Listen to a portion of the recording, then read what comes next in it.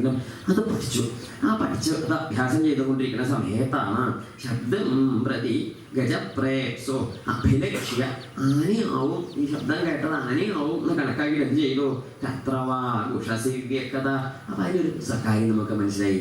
രാത്രിയാണ് സമയം നേരത്തെ പറഞ്ഞത്, ഇരുട്ടത്ത് എന്നൊക്കെ പറഞ്ഞു. ഈ രാത്രി എന്ന് പറഞ്ഞാലേ ഏത് രാത്രിയെന്ന് അറിയൂ? പുലർകാലാണ്. അതാണ് തത്രവാ ഉഷസി. എന്തായത് ഉഷസി എന്നതിൻ്റെ അർത്ഥം? വെളുപ്പിന് വെളിച്ചാവുമ്പോൾ ഉദിക്കുമ്പോൾ തന്നെ അർത്ഥം. അപ്പം ഏതാണ്ട് ഈ ദശരഥൻ വ്യായാമത്തിന് പോയപ്പോഴായിരിക്കും രാവിലെ നേരത്തെ നീട്ട്, വ്യായാമം ചെയ്യാൻ രാവിലെ നേരത്തെ നീട്ട് പോകണല്ലോ, അതിലേ പോവുക. അപ്പം രാവിലെ നേരത്തെ നീട്ടിട്ട് വ്യായാമം ചെയ്യാൻ സരയൂ നദി കൊട്ടാരത്തിൻ്റെ അടുത്ത് തന്നെയാണ് സരയൂ നദി. അപ്പോൾ അവിടെ പോയിട്ട് വ്യായാമം ചെയ്യുമ്പോഴാണ് നോക്കി സരയൂ നദിയുടെ കരയിലൊക്കെ കാടൊക്കെ ആവുമല്ലോ. ഇന്നത്തെ മാതിരി ഇന്നിപ്പോൾ കാടൊന്നും സരയൂ നദിയുടെ കരയിലില്ലെങ്കിലും അതൊക്കെ ഉണ്ടാവും. കാലം കുറേ കാലം കഴിഞ്ഞില്ലേ. അപ്പം അതുകൊണ്ട് ഇദ്ദേഹം ഈ അസ്ത്രം ശബ്ദവേദി അസ്ത്രം പരീക്ഷിച്ചു. ആരുടെ നേരെ പരീക്ഷിച്ചു? ഈ ആന വെള്ളം കുടിക്കുകയാണെന്ന് വിചാരിച്ചിട്ട് പരീക്ഷിച്ചപ്പോൾ ഈ അമ്പ് പോയിട്ട് അവിടെ എത്തിച്ചെന്ന് ലക്ഷ്യത്തിൽ അടച്ചപ്പോഴാണ് ഒരു ശബ്ദം കേട്ടത്. എന്താ കേട്ടത്? ഹാ ഹാ അയ്യോ എന്ന് നിലവിളി. ആന നിലവിളിക്കോ? ആനയല്ല എന്ന് മനസ്സിലായി, മനുഷ്യനാ കൊണ്ടത്. അയ്യോ കഷ്ടമായല്ലോ. അപ്പം എന്താ വെച്ചാൽ ഈ വമ്പ് പാർക്കെ കൊണ്ടുവച്ചിട്ട് വിഷമിച്ചിട്ട് രാജാവും എല്ലാം അടുത്തേക്ക് ചെന്നപ്പോൾ എന്താ കണ്ടെന്ന് പറയൂ? ഒരു കുമാരൻ, ഒരു ചെറുപ്പക്കാരനാ. ആരാണ്? ഒരു ചെറുപ്പക്കാരൻ അമ്പ് കൊണ്ട് കിടക്കുക.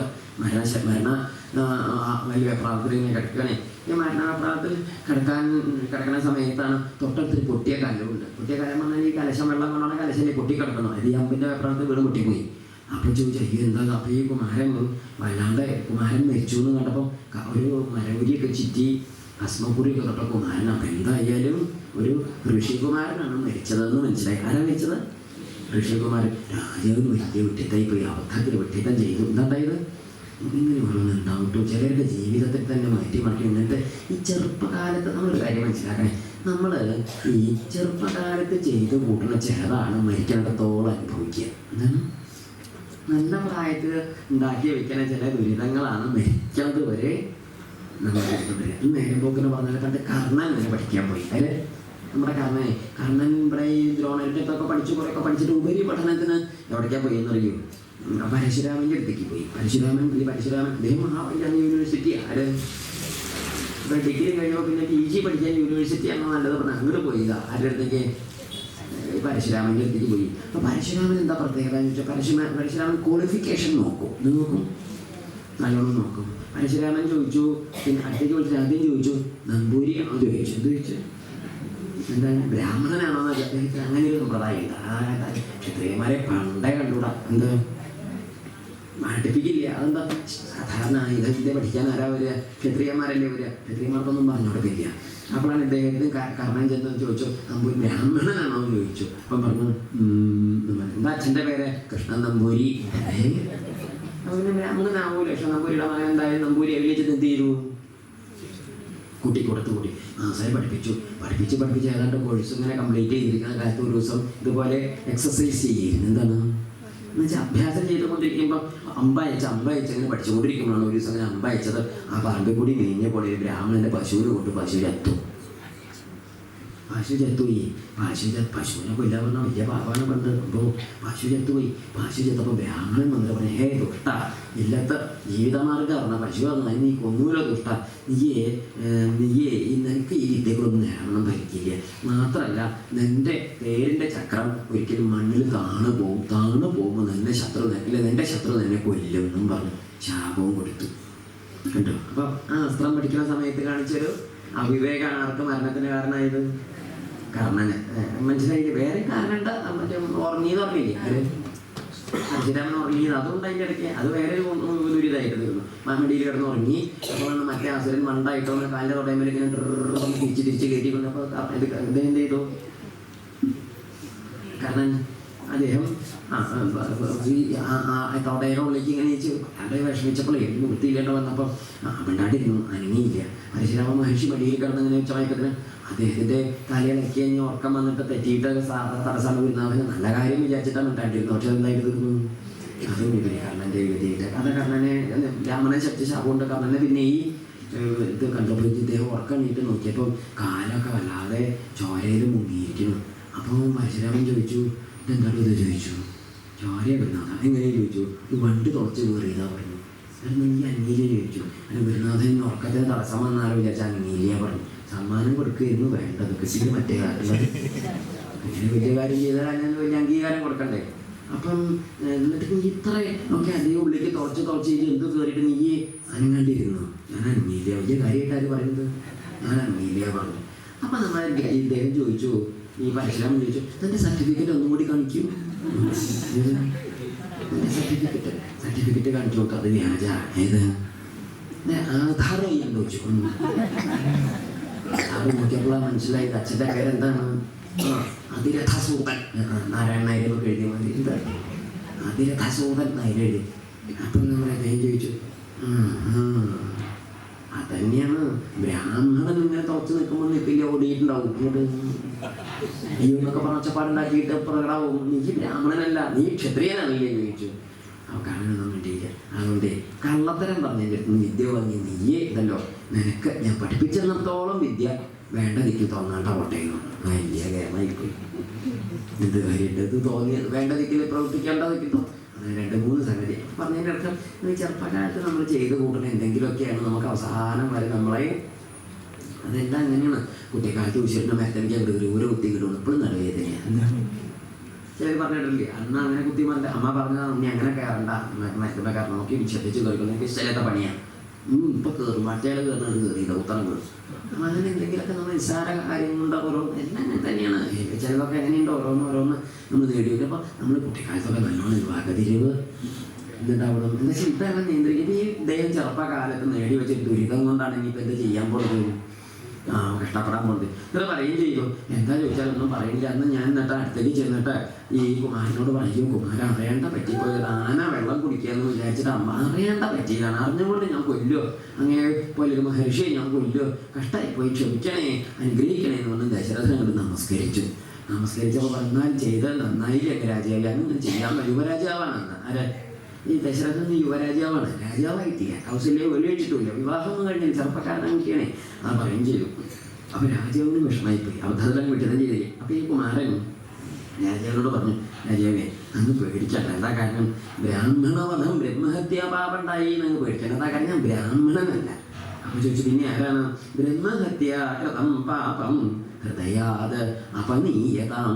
ബ്രഹ്മഹത്യ ചെയ്തു എന്നൊരു തോന്നല പാപമല്ല, പാപം അങ്ങേക്ക് വരില്ല. എന്തായാലും ഞാൻ ബ്രാഹ്മണനല്ല. ഞങ്ങൾ ആരാ ചോദിച്ചപ്പോൾ പറഞ്ഞു, ദ്വിജാതിരഹം, ഞാൻ ദ്വിജാതിയല്ല. ദ്വിജാതിയല്ല പറഞ്ഞ അർത്ഥം എന്താ? ദ്വിജാതി പറഞ്ഞാൽ ബ്രാഹ്മണനും ദ്വിജാതിയാണ്, ക്ഷത്രിയനും ദ്വിജാതിയാണ്, വൈശ്യനും ദ്വിജാതിയാണ്. ദ്വിജാതി എന്ന് പറഞ്ഞാൽ ദ്വിജായത രണ്ട് ഉപനയന സംസ്കാരമുള്ളവരെയാണ് ഈ ദ്വിജാതി എന്ന് പറയുന്നത്. ബ്രാഹ്മണനും വൈശ്യനും, ക്ഷത്രിയനും വൈശ്യനും ഉപനയന സംസ്കാരമില്ല. ആ 3 കൂട്ടരെയും ദ്വിജാതി എന്ന് പറയും, ത്രൈവർണികന്മാരാണെന്നും പറയും. ആരൊക്കെയാണ്? അപ്പം ആ 3ലും ഞാൻ പേടില്ല. അപ്പം പിന്നെ ആരാണ്?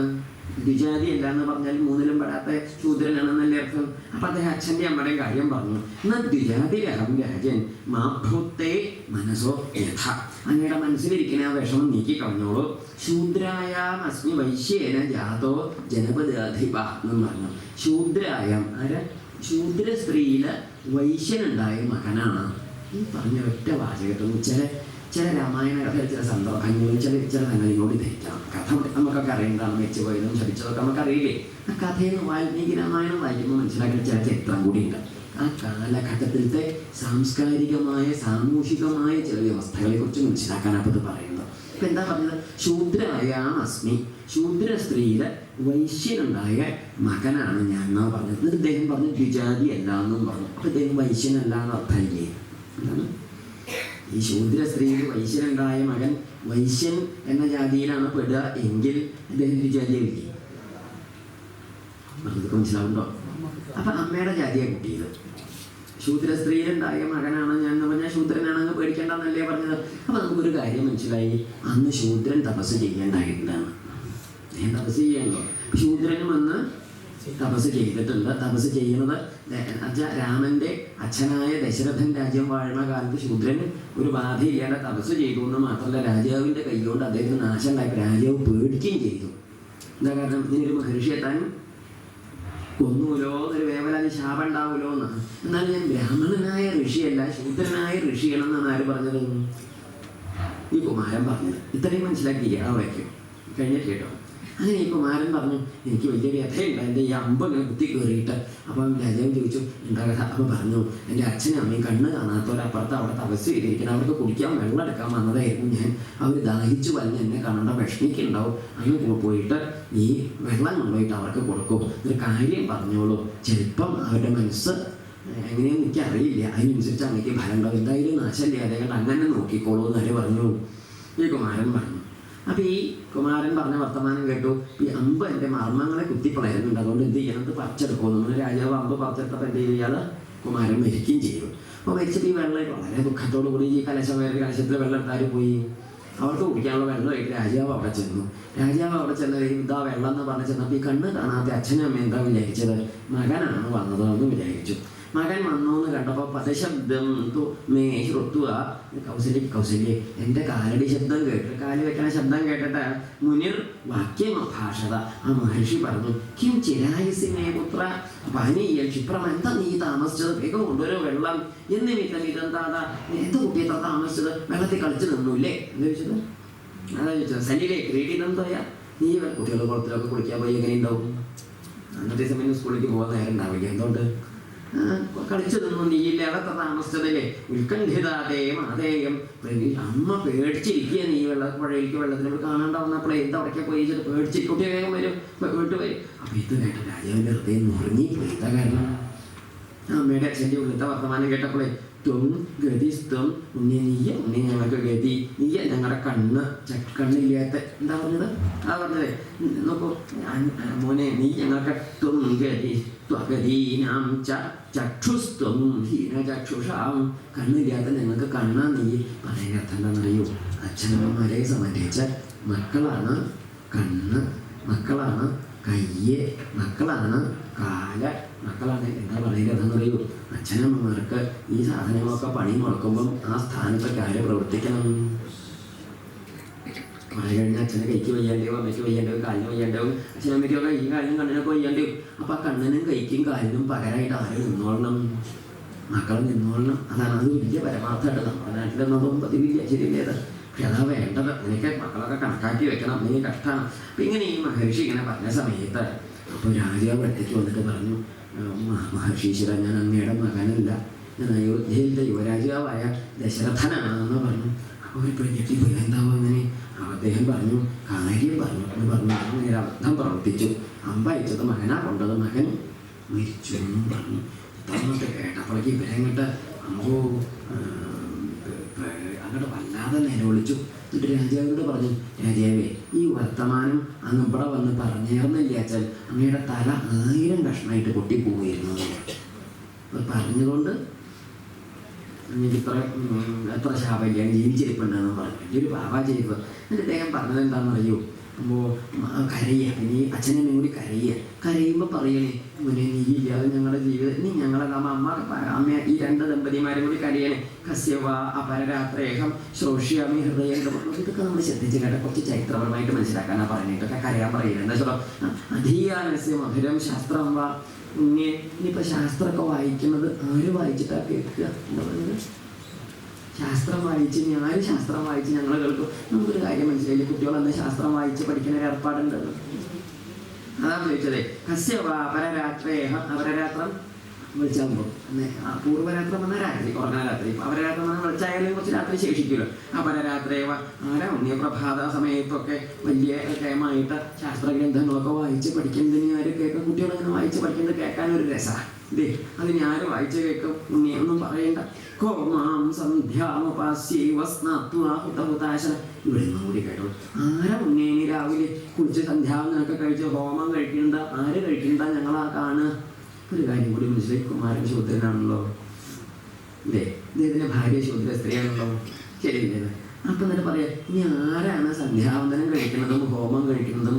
ആര് ഹോമം കഴിച്ച് സന്ധ്യാവന്തനം കഴിച്ച് ഞങ്ങൾ കാണുന്നു? നമുക്കൊരു കാര്യം മനസ്സിലായില്ലേ? ശൂദ്രനും ഹോമം സന്ധ്യാവനമൊക്കെ ചെയ്തിരുന്നു എന്നുള്ളതൊന്നും മനസ്സിലായില്ലേ? പിന്നെ ഇതൊക്കെ എപ്പോഴാണ് ഇവിടേക്ക് പോയി കാലത്ത്? എന്നിട്ട് നമ്മൾ പുസ്തകത്തിനെ കുറ്റം പന്ത് വലിച്ചു കയറി കത്തിച്ച് നമ്മൾ മുണ്ടും കയറി നടക്കുക, എന്തിനാണ്? തമ്മിൽ അങ്ങനെ ഇങ്ങോട്ട് അതാ പറഞ്ഞത്. ഇതൊക്കെ പറയണത് പറഞ്ഞത് കോമാം സന്ധ്യാമപാസീവ, ആരെ ഉണ്ണിയെ കുളിച്ച് സന്ധ്യാവന്തനോ ഹോമൊക്കെ കഴിച്ചതിൻ്റെ ശേഷം എൻ്റെ കാലത്തിൽ വന്ന് നമസ്കരിക്കുക. ഈ ഉണ്ണി രാവിലെ എണീറ്റ് കുളിച്ച് സന്ധ്യാവന്തനം ചെയ്ത് ഹോമം കഴിച്ച് അച്ഛനെ നമസ്കരിക്കാറുണ്ടെന്ന് എന്ന് മനസ്സിലായി.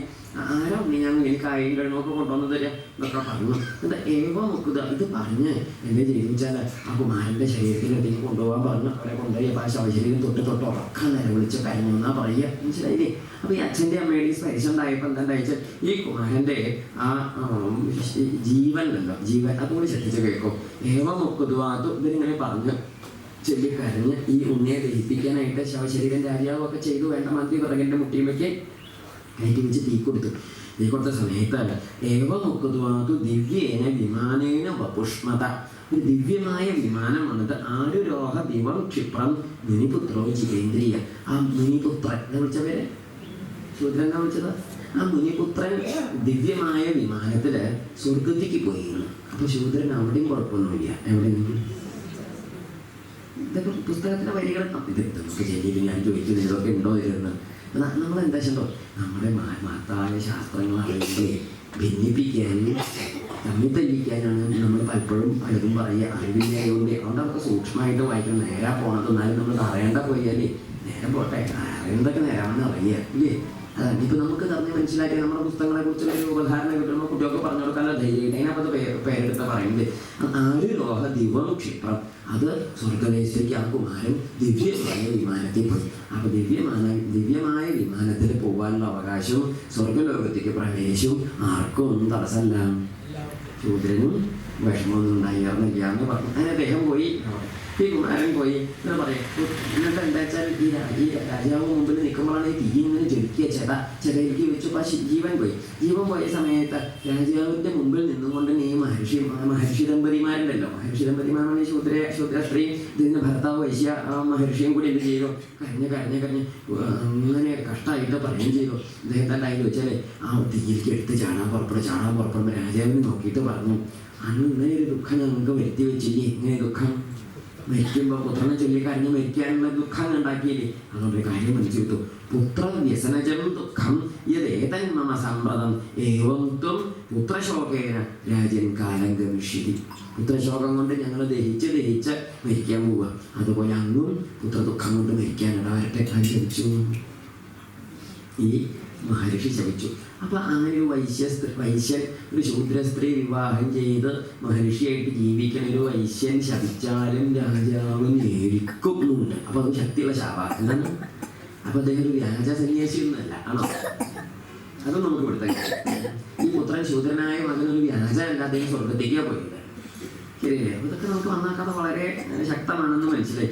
അപ്പം അത് ചിതയുണ്ടാക്കി അരിക്ക് കത്തിച്ച് അരിക്ക് അങ്ങോട്ട് ചാടി, കത്തണ ചിതയ്ക്ക് അങ്ങോട്ട് ചാടി, ചിതയ്ക്ക് അങ്ങോട്ട് ചാടിയപ്പം ഈ മഹർഷി പോവുകയും ചെയ്യും. ഈ മഹർഷി ഭാര്യയും കൂടി ചിതയ്ക്ക് ചാടിയിട്ട് അവരങ്ങോട്ട് പോയി. എങ്ങോട്ടാ പോയി എന്നറിയ രാജാവ് നോക്കി നിൽക്കെ ചിതാം ആരോപ്യ ദേഹം തൻ മിഥുനം വെച്ചാൽ ഭാര്യ ഭർത്താക്കന്മാർ സ്വർഗം അഭ്യയാൽ സ്വർഗത്തേക്ക് പോയി. അപ്പോൾ ശൂദ്ര സ്ത്രീക്കും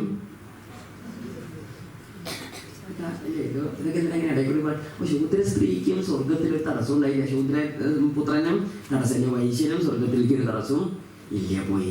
അപ്പൊ പിന്നെ ആർക്കാ തടസ്സം? പിടികിട്ടിയോ? ആലോചിക്കാനുള്ള വിദ്യ കിട്ടിയില്ലേ? അതാണ് ഇപ്പം ഇത്രയും പറഞ്ഞെങ്ങനെയാണെന്നറിയോ? ഇപ്പം അവരുടെ കഥ കഴിഞ്ഞു. പുത്രദുഃഖം കൊണ്ട് മരിക്കാതെ ശാപവും വാങ്ങി. ദശരഥൻ്റെ കഥയാണ് പറയുന്നത്. അതിന് മുമ്പ് ലേശം ആലോചിക്കണം. എന്താ ചോദിച്ചാൽ ഇനി ഉത്തരകാണ്ഡം എന്താണ്? രാമായണത്തിൽ ഉത്തരകാണ്ഡം വായിക്കുമ്പം ഉത്തരകാണ്ഡത്തിൽ പ്രക്ഷിപ്താധ്യായം എന്ന് പറഞ്ഞൊരു അധ്യായം ഉണ്ട്. അപ്പോൾ ഒരധ്യായം പ്രക്ഷിപ്തം എന്ന് പറഞ്ഞാൽ എന്താണെന്നറിയും? പിന്നീട് ആരൊക്കെയോ കൂട്ടിച്ചേർത്തത് എന്ന് പറയപ്പെടുന്നത്. എന്താ അങ്ങനെ പറയാൻ കാരണം ചോദിച്ചാൽ ഗ്രന്ഥമായിട്ട് നേരിട്ട് ബന്ധവുമില്ല, പുസ്തകമായിട്ടൊരു ബന്ധവുമില്ല. മാത്രമല്ല ഒരു പ്രത്യേക ആശയം അതുകൊണ്ട് പറയാൻ ആ എഴുതി ചേർത്തിയാൽ ഉദ്ദേശിച്ചിട്ടുമുണ്ട്. അത് ഈ ചെലവിൽ വേണം ചിലവാകാൻ. എംബ്രാൻ്റെ വളക്കത്ത് വാര്യൻ്റെ അത്താഴം എന്ന് പറഞ്ഞ മാതിരി ഈ വാൽമീകിയുടെ വളക്കത്ത് വേണം എൻ്റെ അത്താഴം. എൻ്റെ അത്താഴം ഈ സാധാരണ ഈ സങ്കുചിത താല്പര്യക്കാർ ആ കടന്നു പോകുന്ന പുസ്തകങ്ങളൊന്നും ധാരാളം ഇല്ല, 1-2 പുസ്തകം. അപ്പം എന്തെങ്കിലുമൊക്കെ നമ്മുടെ ഒരു പുസ്തകം ഉണ്ടെങ്കിൽ നമുക്കതിൽ വേണമെങ്കിൽ എന്തെങ്കിലുമൊക്കെ കുറച്ച് വിവരമുള്ള ശ്ലോകമൊക്കെ ഉണ്ടാക്കാൻ നിശ്ചലനാശ എഴുതി കയറ്റാം. എന്നിട്ട് എന്ത് ചെയ്യാം, അത് പകർത്തി കൊണ്ടുപോകാൻ എന്ത് ചെയ്യും, ആ ഗ്രന്ഥത്തിലത്തെയാണെന്ന് വിചാരിച്ച് നമ്മൾ ചേർത്തതും കൂടി ചേർത്ത് പകർത്തി കൊണ്ടുപോകും. പിന്നെ ഈ പകർന്ന് പോകുന്നതൊക്കെ ഇതിൽ പകർന്നു പോകും. പക്ഷെ കുറെ കാലം കഴിഞ്ഞ് നമുക്ക് ബാധ്യതയില്ലാണ്ടോ വായിക്കുമ്പോഴാണ് മനസ്സിലാവുക ഇത് വേറെ ആരോ ചേർത്ത്, അങ്ങനെ ചേർത്ത് അധ്യായം പെട്ടെന്ന് മനസ്സിലാവും. അതൊന്ന് പറയാം, അവിടെ ഇത് വായിക്കില്ല പറയൂല, ഇവിടെ ചേർത്ത് പറയും. പക്ഷേ ഇനിയിപ്പോൾ ഇവിടെ കത്തിൽ എഴുതി ചോദിച്ചാൽ അതിന് അവസാനത്തെ ദിവസം ചോദിക്കാൻ ചിലപ്പോൾ ഇവിടെ നമുക്ക് പറ്റിയെന്ന് വരില്ല, നമ്മൾ നീട്ട് പോവില്ലേ, അത് അവസാന ഭാഗത്താണ് പറയാം. പിന്നെ കഴിഞ്ഞാൽ നമ്മളെ കിട്ടില്ല, നമ്മൾ പോയി പിന്നെ എന്ത് ചെയ്യും, അപ്പോൾ ആ സംശയം മന്ദലിയായി ഉള്ളിൽ വെച്ചിട്ട് പിന്നെയും രാമായണ സംശയമാവും. സംശയമാവേണ്ട വെച്ചിട്ട് ആദ്യമേ പറയുകയാണ്. അവിടെ ശംഭൂകൻ എന്ന് പറഞ്ഞിട്ട് ഒരു ശൂദ്രമുനി തപസ് ചെയ്തു എന്നും ആ ശംഭൂകനെ രാമൻ കൊന്നു എന്നും ഒരു കഥ പറയാറുണ്ട്. കേട്ടിട്ടുണ്ടാവും. രാമായണമൊന്നും കേട്ടില്ല, എന്തൊക്കെ കേൾക്കും. നമ്മുടെ നാട്ടിലൊക്കെ എങ്ങനെ തോണ്ടിയിട്ട് പ്രസംഗിക്കുകയും ചെയ്യും. ആര് മറ്റേ നാട്ടുമാന പ്രസംഗക്കാർ. അപ്പം അതുകൊണ്ട് അത് കേട്ടിട്ടുണ്ടാവും. ഇല്ലെങ്കിൽ കേൾക്കും, പേടിക്കേണ്ട. എന്തായാലും അത് കേൾപ്പിച്ചേരവരെ, അതിൽ പേടിക്കണ്ട. ഇത് കേൾക്കാൻ സംശയമാണ്, അതുകൊണ്ട് നമ്മളൊന്ന് പറയുക എന്നുവെച്ചാൽ ഈ ശംഭൂകൻ എന്ന് പറഞ്ഞ ശൂദ്രമുനി തപസ് ചെയ്തു അത്രേ. ഇദ്ദേഹം തപസ് ചെയ്ത സമയത്ത് അദ്ദേഹത്തിൻ്റെ തപസ്സുകൊണ്ട് ഒരു ബ്രാഹ്മണ ബാലൻ മരിച്ചു അത്രേ. അത് തമ്മിൽ ബന്ധം എന്താണെന്ന് മനസ്സിലായില്ലേ? ആര് ഇവിടെ വെള്ളം കുടിച്ച് അവിടെ വയറ് വീർത്തു എന്ന് പറഞ്ഞില്ല, എവിടെ യുക്തി മനസ്സിലായില്ലോ? അപ്പൊ ശംഭൂകൻ എന്ന് പറഞ്ഞ മഹർഷി തപസ് ചെയ്തു. അദ്ദേഹം തപസ് ചെയ്യുക, ശൂദ്രമുനിയാണ്, അദ്ദേഹം തപസ് ചെയ്യുക കാരണത്താൽ ബ്രാഹ്മണ ബാലൻ മരിച്ചു എന്നും രാമൻ രാമന്റെ അടുത്ത് വന്ന് പരാതി പറഞ്ഞു എന്നും രാമൻ ശംഭൂകന്റെ അടുത്തേക്ക് ചെന്നുവെന്നും ശംഭൂകനെ വധിച്ചു എന്നും ഒരു കഥയുണ്ട്. അതാണ് ശംഭൂകവധം എന്ന് പറഞ്ഞ ആ പ്രക്ഷിപ്ത അധ്യായത്തിൻ്റെ കഥ. ഈ കഥ രാമായണത്തിലെ രാമനോ രാമന്റെ വംശത്തിനോ ചേരണതോ ചേരാത്തതോ? രാമായണം എന്ന് പറഞ്ഞ ഗ്രന്ഥത്തിലെ സംസ്കാരവും ശൈലിയും അതിൻ്റെ ചിന്താഗതിയും അതിൻ്റെ ഒരു ഗതിയും നമ്മൾ മനസ്സിലാക്കി. ഇത്രയൊക്കെ വായിച്ചപ്പോൾ നമുക്ക് ബുദ്ധിയുള്ളവരല്ലേ, നമുക്കൊക്കെ മനസ്സിലായില്ലേ അതിൻ്റെ ഒരു ചിന്താഗതി സമ്പ്രദായം നോക്കൂ. അപ്പം രാമൻ്റെ കാലത്ത് ശൂദ്രന് തപസ് ചെയ്യാൻ പാടില്ല. രാമൻ്റെ അച്ഛൻ്റെ കാലത്ത് ശൂദ്രന് തപസ് ചെയ്യുന്നതിന് വിരോധവും ഇല്ല. രാമൻ്റെ അച്ഛനല്ലേ ദശരഥൻ. ദശരഥൻ്റെ കാലത്ത് ഈ ശൂദ്രമുനി കുമാരൻ തപസ് ചെയ്ത് ദശരഥനെ ശപിക്കുകയും ചെയ്തു, സ്വർഗത്തേക്ക് പോവുകയും ചെയ്തു. അദ്ദേഹം സന്ധ്യാവന്തനം അഗ്നിഹോത്രം ചെയ്തിരുന്നു എന്ന് പറഞ്ഞു. ശാസ്ത്രം വായിക്കലുണ്ട് അത്ര. ശാസ്ത്രം പഠിക്കാനും ശൂദ്രൻ തടസ്സമില്ല, അഗ്നിഹോത്രം ചെയ്യാനും സന്ധ്യാവന്തനം ചെയ്യാനും ആർക്ക് തടസ്സമില്ല, ശൂദ്രന് തടസ്സമില്ല എന്ന് നമുക്ക് മനസ്സിലായി. ശൂദ്രനായ ആ കുമാരനെ പറ്റ ശൂദ്രത്തെയായ അമ്മയും സ്വർഗത്തേക്ക് പോയി എന്നാണ് പറഞ്ഞത്. അവരെ രാജാവ് വളരെ പേടിയോടെ ബഹുമാനിച്ചു എന്നും പറഞ്ഞു. ശൂദ്രമുനി ഇല്ല, മുനി മുനി മുനിപത്നിമാര് മുനി ദമ്പതിമാരെന്നാണ് പറഞ്ഞത്, ജാതി കൊണ്ടല്ല പറഞ്ഞത്. ശരിയല്ലേ? അങ്ങനെ ഒരു കേമത്തിലുള്ള കാലത്ത് ജീവിച്ചവനാണ്. ദശരഥന്റെ കാലത്ത് ഇങ്ങനെയൊക്കെ ഉണ്ടായിരുന്നു. അപ്പോൾ ദശരഥന്റെ പുത്രൻ രാമന്റെ കാലമായപ്പം ശൂദ്രൻ തപസ് ചെയ്യാൻ വയ്യ എന്ന അവസ്ഥ വന്നു എന്ന് പറഞ്ഞാൽ നമ്മൾ എന്ത് ചെയ്യണം? അത് രാമായണമാണെന്ന് വിശ്വസിക്കണം. യുക്തിയില്ല, പ്രമാണമില്ല, ചേർച്ചയില്ല. അപ്പം അതെന്തല്ല